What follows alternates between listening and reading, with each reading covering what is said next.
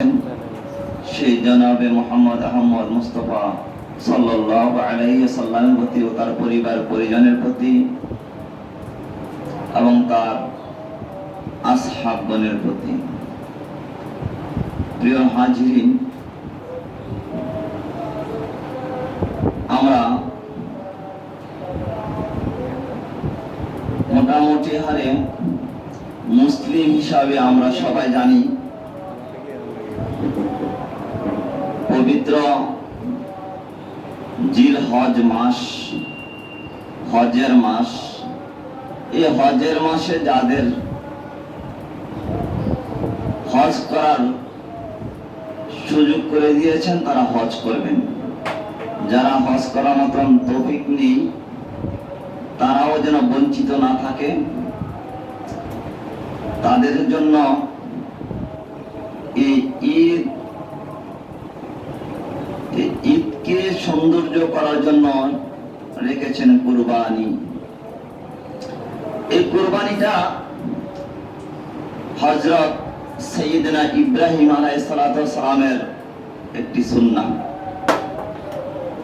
যেটা আল্লাহ সুবহানাহু ওয়া তাআলার দরবারে একটা পরীক্ষায় পাশ করার, একটা ঈমানের অগ্নি পরীক্ষা যেখানে দিয়েছিলেন, সেই ইব্রাহিম আলাইহিস সালামের এই সুন্নতকে আল্লাহ বেশি পছন্দ করেছেন। এই জন্য এটা এই ইব্রাহিম আলাইহিস সালামের সন্তানেরা, অর্থাৎ সন্তান বলতে পিতার সন্তানকে সন্তান বলা হয়। আমাদের জাতির পিতা, জাতির পিতা হিসাবে আমরা হযরত ইব্রাহিম আলাইহিস সালামকে আমরা জানি, মানি। আমাদের এই ইব্রাহিম আলাইহিস সালামের সন্তানদেরকে এই কুরবানিকে ধারাবাহিকভাবে পালন করার জন্য একটা নিয়ম দিয়েছেন, যাকে আল্লাহ সুবহানাহু ওয়া তাআলাকে রাজি খুশি করার একটা মাধ্যম। তবে আমাদের পিতা ইব্রাহিম আলাইহিস সালাম যেইভাবে ঈমানের অগ্নি পরীক্ষায় পাশ করেছেন, আমার মনে হয় আমরা ওই পরীক্ষা পাশ করবো দূরের কথা, তার ধারে কাছেও যাইতে পারবো কিনা সন্দেহ। কারণ আমরা এত দুর্বল ঈমান নিয়ে চলাফেরা করি। আমাদের ঈমান তো অনেকে বলেন যে কচু পাতার পানির মতন, শুধু টলমল করে যে কোনো সময় ঈমানটা যে কোনো পানিতে পড়ে যাওয়ার সম্ভাবনা, আমাদের ঈমানটা যে কোনো সময় চলে যাওয়ার সম্ভাবনা, এমন দুর্বল ঈমান নিয়ে আমরা আছি। তারপরে এই ঈমানটা বাড়ে কমে হিসাবে আমাদের আমল দ্বারা, কিছু কিছু পরীক্ষা দ্বারা আমরা ছোটখাটো পরীক্ষা দিয়ে যেন পাশ করতে পারি, সেই জন্য কিছু মাধ্যম আমাদের জন্য রেখেছেন। আপনারা আমরা সবাই একটা জিনিস চিন্তা করি যে আল্লাহ সুবহানাহু ওয়া তাআলা, আল্লাহর প্রিয় বান্দা, প্রিয় রাসূল, প্রিয় নবী হযরত ইব্রাহিম আলাইহিস সালামকে ওনার সন্তানকে কুরবানি করার পরীক্ষার মাধ্যমে পাশ করিয়েছেন। এটা কিন্তু আপনার আমার কাছে বলতে যত সহজ, এটা পালন করাটা যে কত বড় কঠিন, মানুষ হিসাবে যদি আমরা একটু চিন্তা করি যে আমার একটি সন্তান বৃদ্ধ বয়সের, যা যৌবন বয়সের সন্তানও না, সারাটা জীবন সন্তান হারা হয়ে গেলেন, আর আল্লাহ সুবহানাহু ওয়া তাআলা দরবারে দোয়া করতেছিলেন যে আল্লাহ, আমি আমার একটি সন্তানের দরকার। যা বৃদ্ধ বয়সে দিয়েছেন, প্রায় 80-90 বছর বয়সের একটা সন্তান, তাহলে বুঝতে পারেন জীবনটা শেষ মুহূর্তে সন্তানটা পাইছেন, তার প্রতি কতটুকু মায়া, কতটুকু দরদ তার প্রতি থাকার কথা। সে মায়া দরদের ভিতরে যখনই একটি সন্তান কৈশোর বয়স, কিশোর বয়স, সবচেয়ে সেনসিটিভ বয়স, ওই সময়টা যখন একটি সন্তান ছোটবেলাতে কিছুই বুঝে না, যখন কিছু বুঝতেছে, বাবার সাথে একটু সহযোগী একটা কাজ করতে গেলে আব্বারে একটু ধীরে ধরে, এবং সে তার আব্বুর সাথে একটা ডাক দেওয়া, একটা বাবা তখনই সে উপলব্ধি করতে পারে, যখন সে বাবা বলে তাকে তার সন্তান ডাক দেয়, তখন বুঝতে পারে যে তার এই ডাকটা তার মধ্যে, তার কাছে কত কঠিন মনে হয় তখন, যে দুনিয়ার একদিকে তার সন্তানের ডাকটা একদিকে মনে হয় তখন। এটা আমরা অনেকে উপলব্ধি করতে পারি যাদের সন্তান আছে। সন্তানের প্রতি কত মায়া, কত দরদ তার বাবার হয়, বাবা যাদের নাই তারাই একমাত্র উপলব্ধি করতে পারে বাবার প্রতি সন্তানের প্রতি বাবার যে কি একটা মায়া। সারা দুনিয়া একদিকে তার সন্তানটাকে একদিকে মনে করে, আর সেই জায়গাতে তার সন্তানের একটু বোধ হয়েছে, যখন একটু সন্তান বোঝায় তখন তার বাবা চিন্তা করে আমার এই সন্তানকে আমি কতটুকু নিতে পারবো, আমি সর্বোচ্চ দিয়ে চেষ্টা করব, আমার এই সন্তানের ভবিষ্যৎ নিয়ে আমি কতটুকু কি করতে পারি। প্রত্যেকটি বাবা মনে করে যে আমার এই সন্তানকে যদি আমি দেশের প্রেসিডেন্ট বানাইতে পারতাম, সারা দুনিয়ার শ্রেষ্ঠ একটা সন্তান যে আমার সন্তানকে বানাইতে পারতাম, বাবা সর্বোচ্চ দিয়ে চেষ্টা করে। ওই সময় তার বাবা এই সন্তানকে নিয়ে অনেক চিন্তা চেতনা, অনেক মাস্টার প্ল্যান করে যে আমার এই ছেলেটাকে আমি এইভাবে এইভাবে মানুষ করতে চাই। সে মানুষ করব, সেই সন্তানটাকে যখন নি এত তার প্রতি মায়া মমতা দরদ হওয়ার পর যখন নি এমন নির্দেশনা আসে যে তোমার এই সন্তানকে তোমার নিজ হাতে তুমি হত্যা করে ফেলো, তখন তার বাবার কাছে কেমন লাগার কথা। তো সেই যারা দুনিয়ার সারা দুনিয়াটাকে একদিক মনে করে, আর আল্লাহ সুবহানাহু ওয়া তাআলার আল্লাহর মহব্বত, আল্লাহর ভালোবাসা, আল্লাহকে একদিকে মনে করে, তারা এই দুনিয়ার জন্য দুনিয়াটাকে কিচ্ছু মনে করে না, একমাত্র আল্লাহ সুবহানাহু ওয়া তাআলাকে প্রায়োরিটি দেয়, যে আমি সে আল্লাহর ভালোবাসা আমার নিকট সবচেয়ে বেশি। যিনি আমাকে সৃষ্টি করেছেন, আমার এই সন্তান যিনি দিয়েছেন, তার চেয়ে ভালোবাসা আর এই দুনিয়াতে কেউ হইতে পারে না। তখন আল্লাহ সুবহানাহু ওয়া তাআলা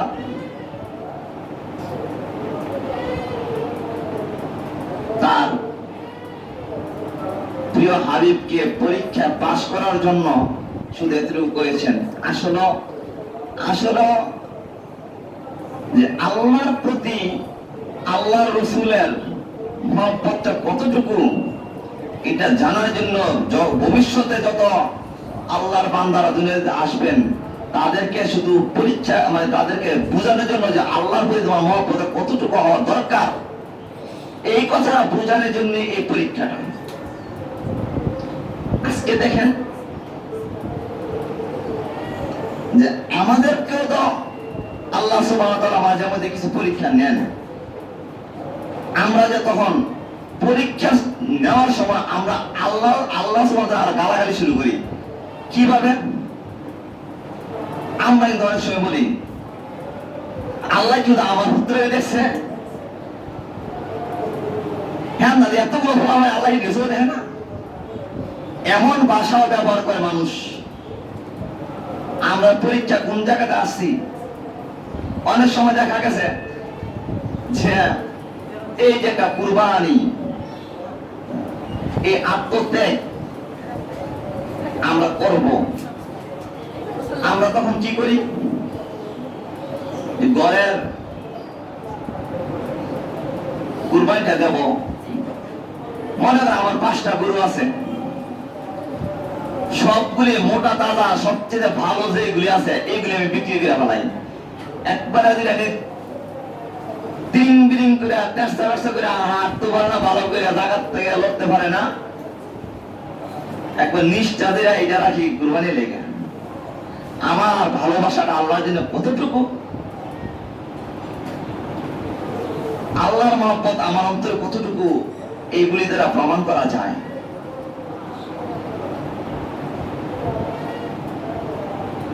আর যদি অনেক সময় দেখা গেছে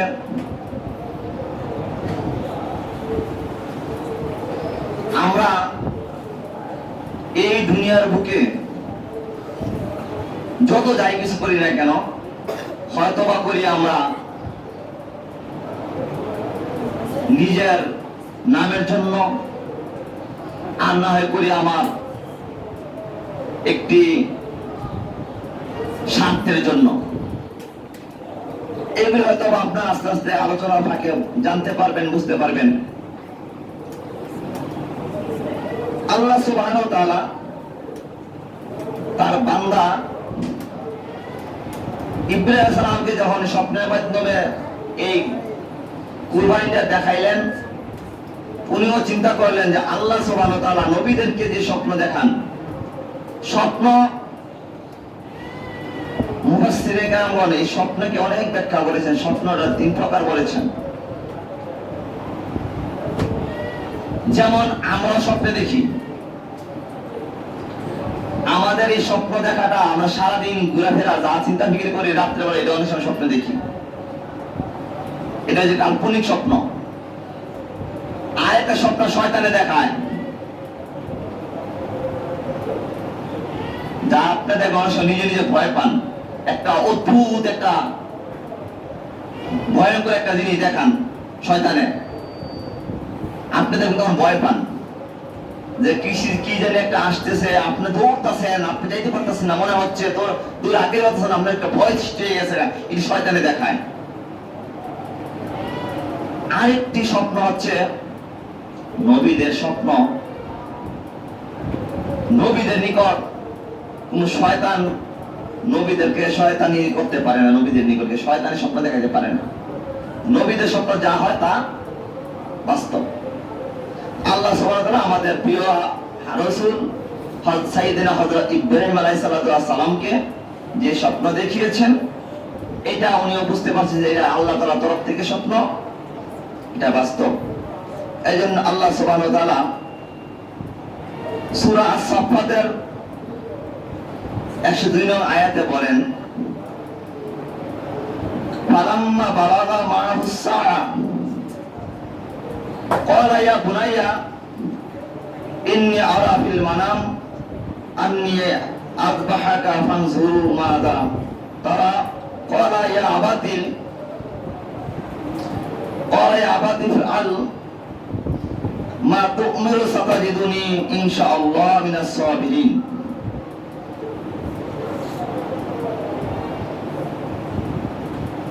অতঃপর সে যখন পিতার সাথে চলাফেরা করতেছে, হযরত ইসমাঈল আলাইহিস সালাম ওনার বাবা হযরত ইব্রাহিম আলাইহিস সালামের সাথে যখন চলাফেরা করতেছেন, হাঁটতেছেন, মোটামুটি চলাফেরা করতে পারেন এমন বয়সে যখন উপনীত হলো, তখন ইব্রাহিম আলাইহিস সালাম তাকে বলল, হে আমার সন্তান,